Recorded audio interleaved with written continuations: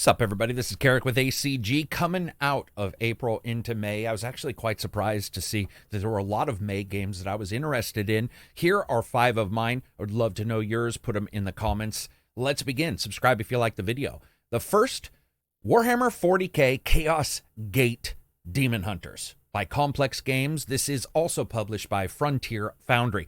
Everything I learned about Warhammer was from the whispered partitions of those old Games Workshops where the front was quarantined off for D&D players. And the only way you could find out about Games Workshop stuff is if you knew the secret 7 words of Slaanesh, all in alphabetical order.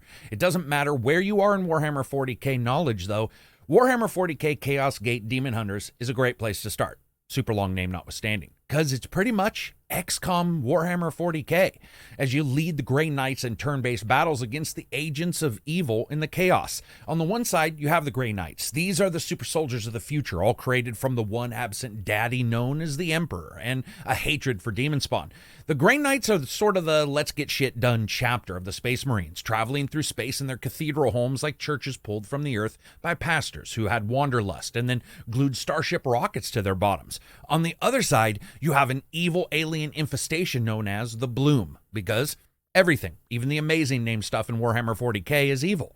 You build your units, you choose your classes, you specialize them, you upgrade them, you outfit them, and then you take them out into the field against the Bloom. Turn-based struggles against the troubled star systems, all in the Warhammer 40K universe. Upgrading, going out, specializing in all these careers. You have to hunt them down, you have to destroy this threat, and save the cosmos. If it's awesome sounding to you, well, that's Warhammer 40K in a nutshell. If you're wondering if Complex Games, though, has the chops to bring space chapters into the gaming world, and you may have noticed there are a lot of Games Workshop games that suck terribly when they get released, well, look no further than this channel. I'll have a review coming up soon. I would love to tell you about the game. And you guys know me, Warhammer 40K, XCOM turn-based battles, it's some of the stuff I love the most in gaming. But that's not the only thing I like. Sniper Elite 5 is coming out as well. There's almost no series of games that celebrated the one hatred for an entire evil empire like Sniper Elite. You could say Wolfenstein and its titles are close, but Sniper Elite's secret weapon formula is slow bullet time death, knocking the nutsack off of evil enemies like TikTok videos of people hitting those arcade punching speed bags.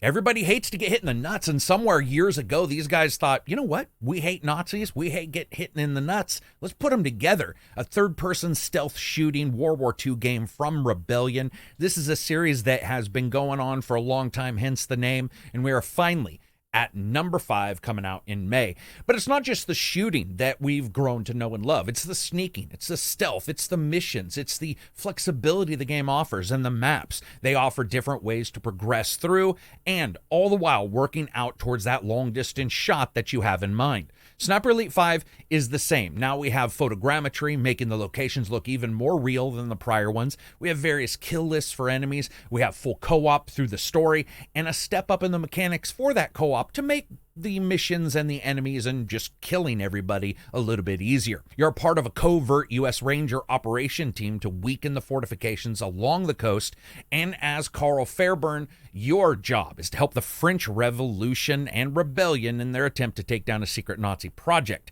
And to do that, you not only have the drop-in PvP and co-op, you can invade other players' campaigns now as an Axis sniper. You can engage in that game of cat and mouse with them at any time, and that sort of adds a new dimension to the challenge. As you engage in that PvE, you can also grab a friend, have them leap into the co-op and help you as well. And of course, there is 4-player wave-based action, something that we know and love in a lot of games. We got it here, and 16-player PvP battles. Which, gonna be honest, I don't remember being in the last one. I'll have to check. But Sniper Elite has been a series that's come and gone. It's done very well. There's been a couple hits and misses here or there, but it's always been fun shooting some dude's baby makers off at 400 yards. And I have a feeling Sniper Elite 5, well, it's gonna offer the same thing. It's just now those levels will probably look more realistic. Speaking of a game that's not looking to look realistic but still looks awesome is Trek to Yomi. 2D game, hack and slasher. It's out May 5th. check out my review around the same time. This is Devolver Digital and Flying Wild Hog. Now, Trek is a bit of a hack and slasher that's got a great deal of complexity on top of it. It's a freeform exploration samurai game, side-scrolling combat sessions. They utilize this fixed camera in a mostly 2D game that's filmed like old black and white movies. And if that sounds like a mouthful, it's nothing compared to the full stomachs of the enemies you're going to be filling with your katana of kill-assness +1 in this title. There's a lot of hack and slash in it. Working throughout the levels, taking out enemies, leaping into sweeping stories of the bad guys, the good guys, and the gray morals in a black and white world. You have to mix and match your attacks. You're always treating enemies as dangerous dead ends to your story because it is a dangerous game at all times. You have to watch your stances. You have to check the distances. And when the time is right, you have to leap in and take advantage of what you learned and take out the enemies as you continue to move forward in the story. And it's actually the story that interests me about this. We see a lot of these kind of games. You're going to upgrade. You have shurikens, you have your bows, your arrows, your old guns and swords. But the game isn't just lodged into the historical time frame for the story. It's also going to have ancient mythologies and the supernatural, a little bit of Ghost of Tsushima kind of thing mixed into it. Trek seems like one of those titles that's really befitting the excellence of the games before it that have played with the color and the design aesthetics that we've seen. Whether it be Limbo or whether it be Ghost of Tsushima and its attempt at a black and white mode that failed utterly. Trek doesn't look to do that. It actually looks to nail it. You have a really cool aesthetic here and what looks to be a very cool fighting system. Again, check my review. It will be out around the release of the game. Another title that looks unique in many different ways, but at the same time might look familiar to you, Vampire the Masquerade Swan Song. You may look at this and be like, this looks a lot like The Council. You would be right.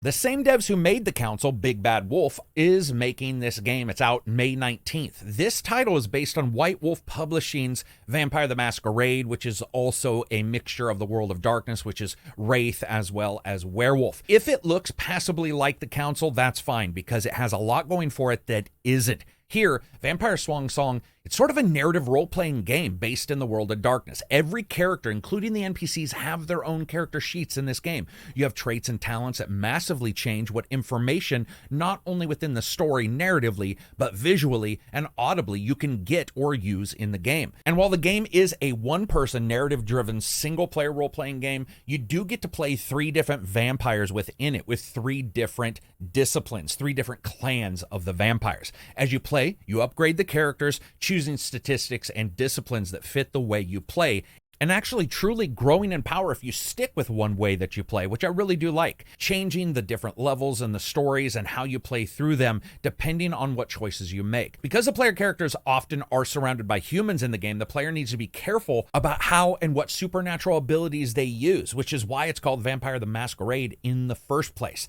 Throughout the game, the characters are put in these difficult situations and you have to make these moral choices. A lot of them, there's no real black and white choice here. They're all going to be gray, which is something that Vampire the Masquerade is known for. This is set in Boston in the World of Darkness, and the vampires, because they're not known to humans, have this practice of hiding from the humans called the Masquerade, and something massive is happening in Boston that's threatening all of the clans, and that's your job, to go out and figure out what's going on.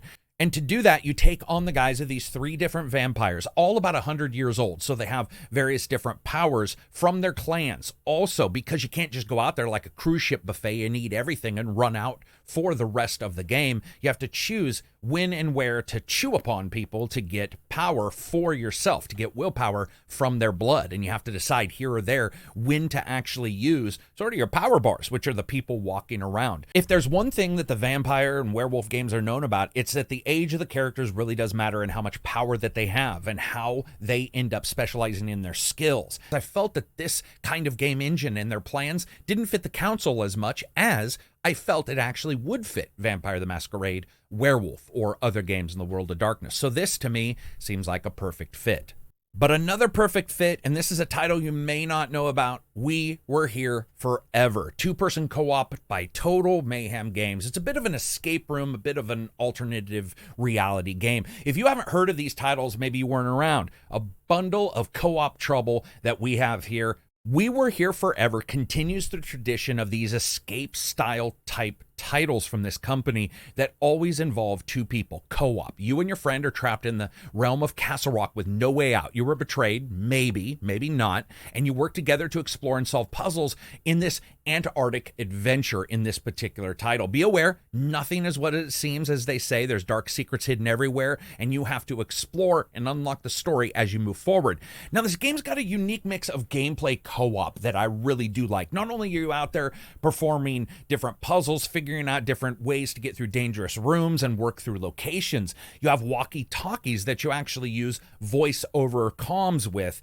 the other person. These can be impacted by environmentals and distances and different challenges, which actually do interrupt and change the way you play this co-op game with somebody else. The story unfolds as you move through these locations, and you work consistently together to get farther and farther. These games may not be incredibly well known, but they are incredibly well reviewed titles. We Were Here Forever is just one more title in this series, and I know a lot of people who are waiting for this, and it's a title that I think takes the technology of today, which is voice over comms, and actually adds to that and puts it in a game and makes it actually somewhat useful and somewhat a very real part of the actual experience itself. Super excited for that game. We Were Here Forever. Remember, check out this channel. I'll have a preview as well as some discussion in the podcast of that. Not quite sure if I'll get a review for that one. There's so many games coming out in May. Those are 5 special ones to me that I'm really looking forward to. I want to know what you guys are. When you look at these games, you look at April, there were a couple games here, but it was a little bit slower. But May's got some titles in here that are not only sequels of very well-known titles, they're also continuations of IPs that are very interesting, whether that be Warhammer or World of Darkness, or whether that be doing something completely different like Trek to Yomi. This is awesome, man. I actually think May has got a very good series of games out there coming our way. I want to know what you guys think. Some of these are coming to Game Pass Day 1 as well. So in the comments, put what you guys think. If you guys like videos like this, thumbs up so I know you actually enjoy these kind of things. Leave a comment. Put down the games that you guys want to see. Make sure to spread this video around wherever you can. Peace out and enjoy the rest of your week.